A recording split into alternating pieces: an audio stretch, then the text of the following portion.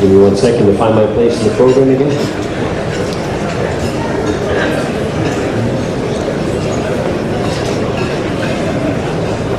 Our next award is for the Community Appreciation Award. This year will be awarded to Public Advocate Letitia James. Letitia James is the Public Advocate for the City of New York, the second highest ranking elected office in the city. She serves as a direct link between New Yorkers and their government, acts as a watchdog over city agencies, and investigates complaints about city services. She made history in 2014 by becoming the first woman of color to hold citywide office in New York City. She has transformed the Office of the Public Advocate to deliver real results and reforms for all New Yorkers. She is a strong advocate for criminal justice reform and led the push for body-worn police cameras in the NYPD. She was one of the first to call for special prosecutors to be in all cases of police misconduct. She is a leader in the fight to reform the grand jury process. Whether it's through her worst landlords list, legal action, or pushing for legislation, Advocate James is working to protect tenants in affordable housing. She has revamped the worst landlords watch list with significant improvements. She has a long history as an advocate for children and families, whether defending children in foster care, protecting children with disabilities who are forced to ride on hot school buses, or ensuring that students have the best quality education they deserve. She has never backed down from doing what is right for her children. She is a leading voice in the fight for universal free lunch for public students and for comprehensive reform to track education plans for students with disabilities. She's also a strong advocate for paid family leave and raising the wage, and introduced legislation to ban questions about salary history for the employment process to end gender wage discrimination. Prior to becoming public advocate, she served as a city council member from 2004 to 13. As a council member, she fought for paid sick leave and passed the Safe Housing Act, which ensured thousands of families in rental buildings received prompt repairs. Advocate James is a graduate of CUNY's Lehman College and Howard University School of Law. She previously served as an assistant attorney general and a public defender. She currently resides in Brooklyn. Receiving the Community Appreciation Award is New York City Public Advocate Letitia James.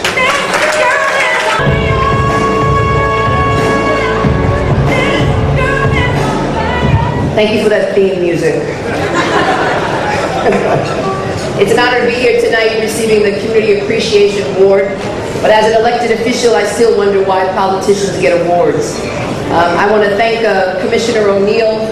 I want to thank him for setting the tone all throughout the city of New York. I want to thank him for his leadership, and I want to thank him for being here, and I want to congratulate him for his award and for all the other honorees this evening. I would especially like to recognize the families of Ricky John Best and Taliesin Merdine and Naki Nietzsche, who lost their lives while fighting against hatred.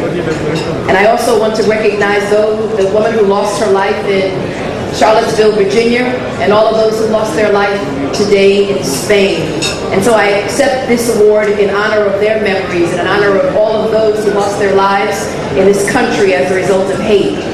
You see, the families that are here today, their family members were their brave men who stood up against a white supremacist who was verbally attacking two women just on the grounds that they looked like they might be Muslims.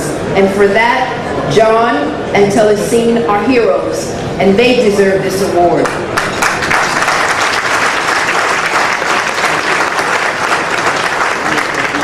The Muslim Officers Society is a great organization that not only supports police officers, but they bring the Muslim community together.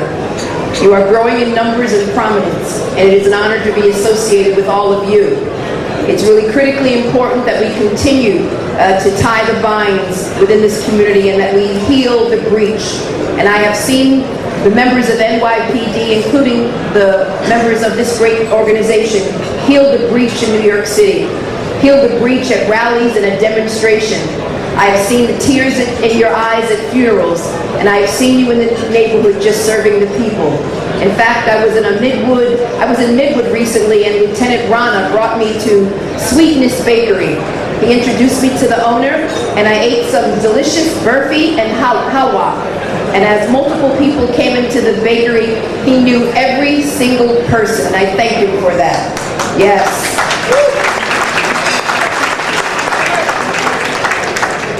Officer Saeed has It's unfortunate that so many individuals in this country unfortunately have a false sense of what it is to be a Muslim. But what is so wonderful about this society is that you demonstrate pride, and you demonstrate such conviction, and you demonstrate such professionalism. And so I want to thank each and every one of you. As you know, the Office of Public Advocate, we were involved in reinstating Officer Masood Saeed, who was suspended for having a beard that fulfilled his religious obligations. Officer Saeed was being forced to choose either his faith or his career, even though he had been an NYPD officer for nearly 10 years. Officer Saeed was reinstated, and NYPD re-examined their policies regarding beards. The choice that Officer Saeed nearly had to make is a choice that no New Yorker should ever have to face. And it was essential. It is essential that we continue under the leadership of this great organization and of this great commissioner, the diversity in our police force that reflects the diversity of this city. NYPD must continue to be inclusive of all individuals in the city. And so I just really want to thank each and every one of you. And again, unlike the administration in Washington, we understand that you can be Muslim and you can be American. And here in New York, we welcome you and we thank you. Thank you so much. Thank you, Ms. James. Our next award is for Woman of the Year. Receiving for Woman of the Year is Deputy Commissioner, Collaborative Policing, Susan Herman. Commissioner Herman returned to the police department in 2014. She was then named Deputy Commissioner, Collaborative Policing. Her role is to foster shared responsibility for public safety through productive partnerships with individuals, government agencies, and community-based organizations. Diversity Executive Director at the National Woman of the Year Award is none other than Commissioner Herman.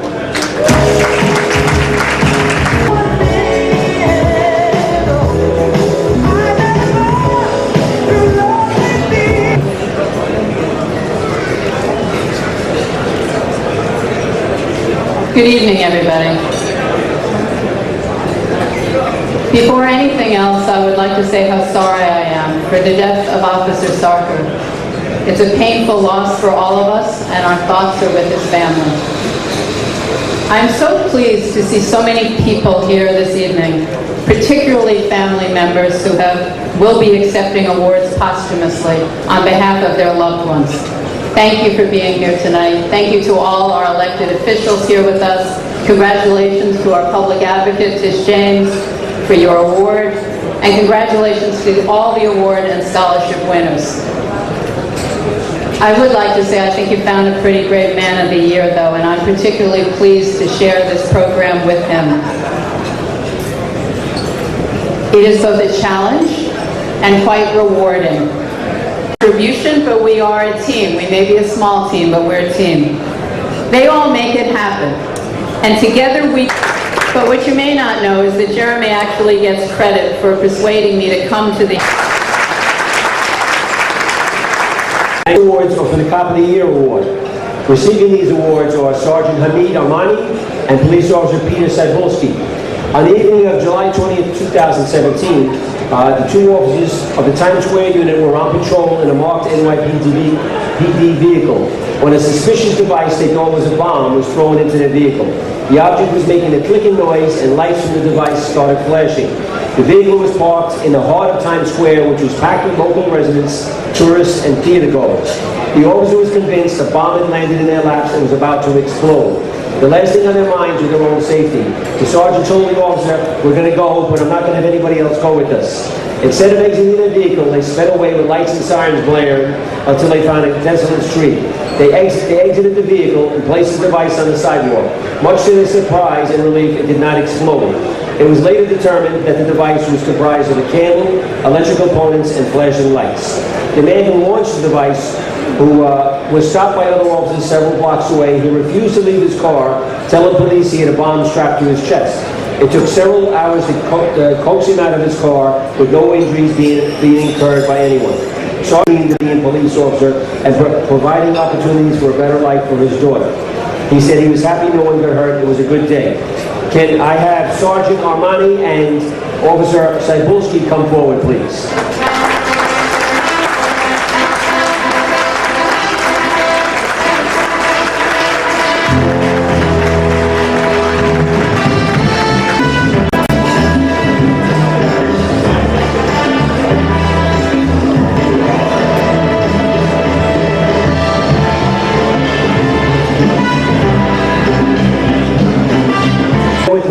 Hayuman Kabir. In his 9-year career, he has a total of 575 arrests. He's been assigned to Transit District 2 Anti-Crime. He was awarded Cop of the Year in 2014, 15, and 16, and September 2015 Cop of the Month. He also has 13 EPDs and 2 EPDs. He does a complete and thorough investigation in every arrest he makes. He conducts himself in a courteous, respectful, and professional manner with all of his supervisors and colleagues. Can I have Officer Kabir up front, please, for Cop of the Year Award?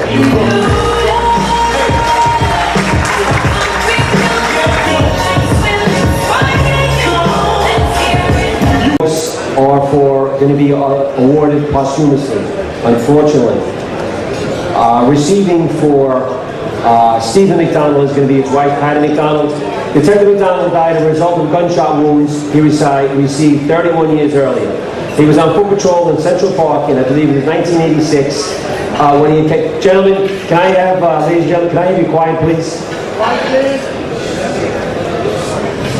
He was on patrol in Central Park when he encountered a group of teenagers he believed who were preparing to commit a robbery. He and his partner split up and started to follow the teens. Detective McDonald stopped them near the boathouse on Harlem Near. As he questioned one of the teens, one of them drew a .22 caliber revolver and fired, striking him in the head and neck. He was transported to a local hospital where it was determined that his wounds had caused paralysis. After a lengthy rehabilitation, he was able to return home. He was confined to a wheelchair and needed the assistance of a machine to breathe. The subject who shot him was paroled on September 6, 1995. 3 days later, he was killed in a motorcycle accident. On December 10, 2017, Detective McDonald died as a direct result of complications from the gunshot wound. He is survived by his wife Patty and his son Connor, who is now a sergeant in the Chief Patrol's office and who followed in his father's footsteps.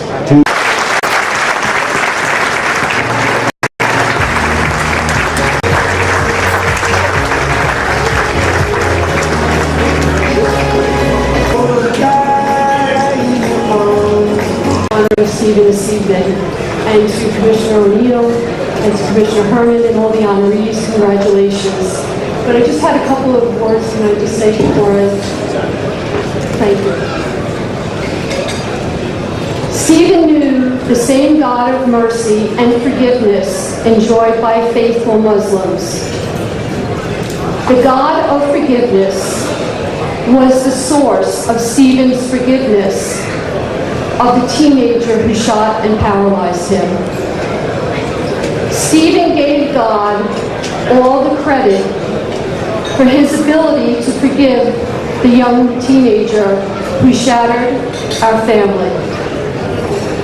When everyone in the world accepts the gift of forgiveness, which God offers to every person, we will know peace on earth as Stephen now knows in heaven. Thank you again for honoring Stephen.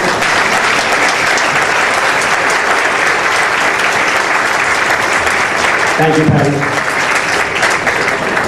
Our next posthumously award, Lisa. Sergeant Tizzolo was shot and killed in the 4-3 precinct after he and another officer located a suspect who had just held his estranged wife and family hostage for several hours. At approximately 2:45 that day, the man broke into his estranged wife's house in the Bronx. During the ordeal, the man told his wife that he was planning to engage in a shootout with the police. He eventually fled in a vehicle, after which the victim was able to call 911. Sergeant Tizzolo and other officers who canvassed the area for the vehicle when they located it at the corner of Bronx River Avenue and Noble Avenue. The officers boxed in the vehicle. As Sergeant Tizzolo and another sergeant exited their patrol car, the subject opened fire with a .45 caliber handgun. Unfortunately, Sergeant Tizzolo was struck in the head and killed, and a second sergeant who was also here with us tonight was struck in the leg. All other officers, including a rookie officer out on field training for the police academy, shot and returned and killed the suspect. Sergeant Tizzolo had served with the New York City Police Department for 19 years and was in his current assignment at the 4-3 precinct. He is survived by his wife Lisa and his 2 young sons.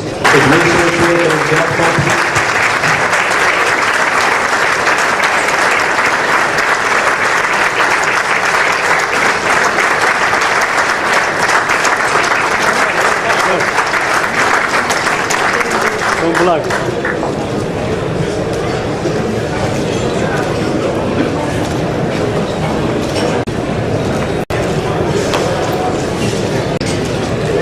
Just can you move a little bit?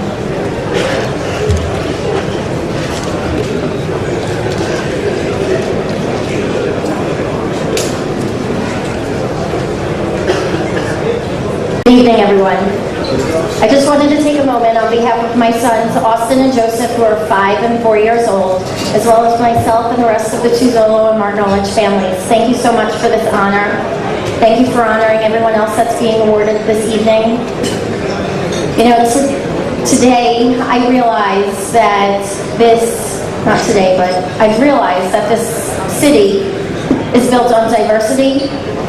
It is built on individuality, and it is built on the strength and the sacrifice that each of you make to protect this great city. And I just want to thank you, and on behalf of the sacrifice that my husband has made, thank you for everything that you do for the communities that you protect, the strangers that you protect. When everyone else is running away, you're running towards the danger to make sure that they are safe. So thank you for our fantastic department and our wonderful city. Thank you.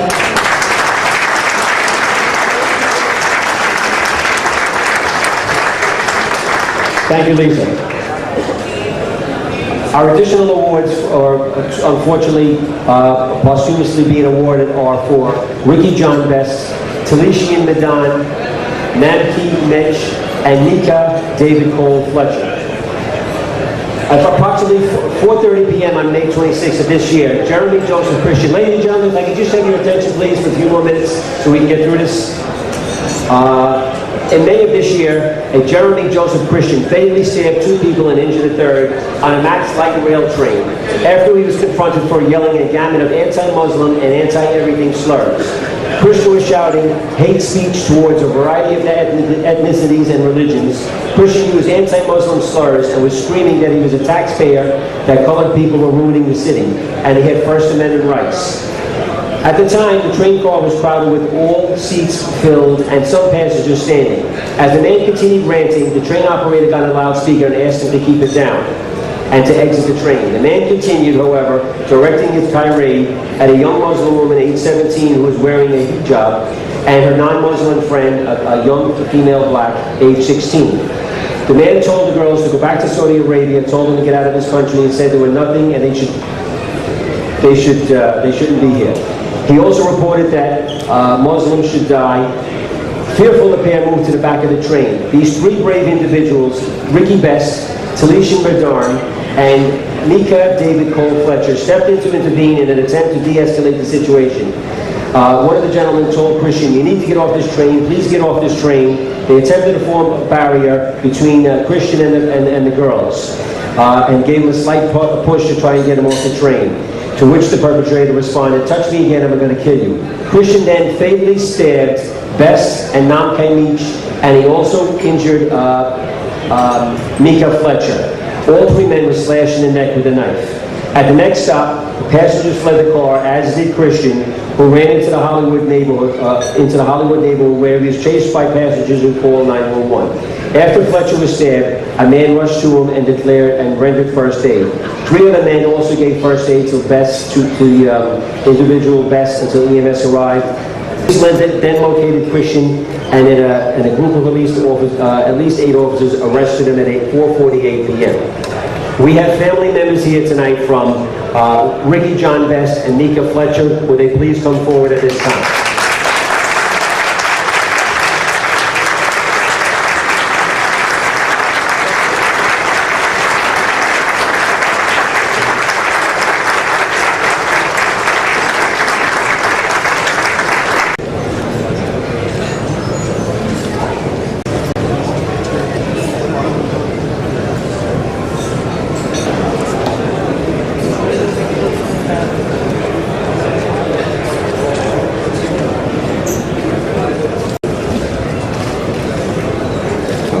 Do this.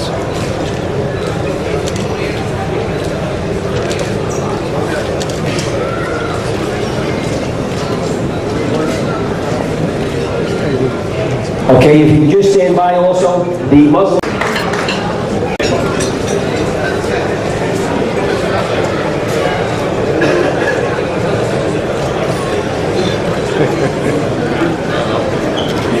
Standing Public Affairs Committee.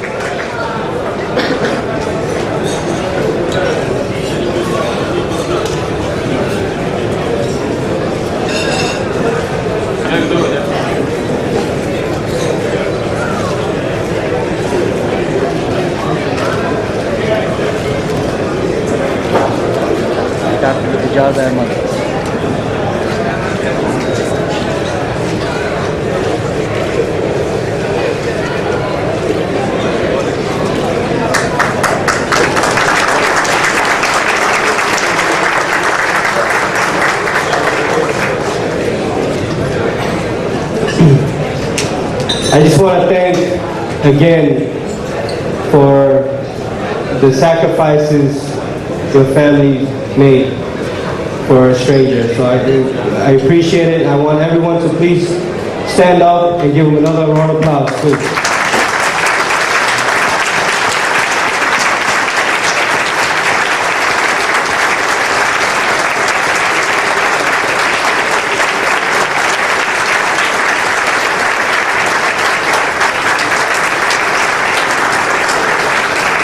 Thank you. I know this is what's so great about not only New York City, but America, but especially New York City and the NYPD. The diverse department this is, it helps us police, outreach, and connect with our diverse community. And like I mentioned before, it all starts from the top. We have a great leader that's making it possible for us to do that. I want to recognize Commissioner James O'Neill again, that he just recently recognized few societies, that diverse societies that this city represents. One of them is the Bangladeshi American Police Association. We have them in the back, so thank you, Dr. Hunt, the President. The other one is the Mid-Historic Society. Thank you.